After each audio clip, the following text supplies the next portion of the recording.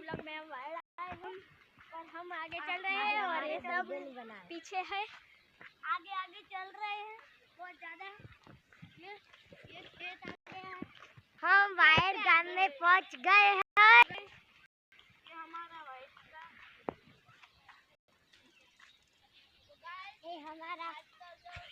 ये हमारा दादा है। ये सटरिया गया है। ये देखो गाइस, ये देखो, ये देखो।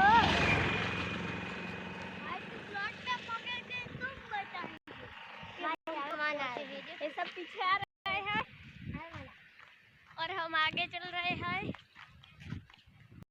तो गाइस हम आगे चल रहे हैं बहुत ज्यादा, ये नहीं रह रहे।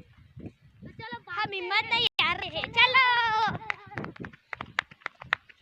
हमारे पीछे भूत पड़ गया है इसलिए भागना पड़ेगा। वो हमारे गुरु का बाप जी का मंदिर। हाँ।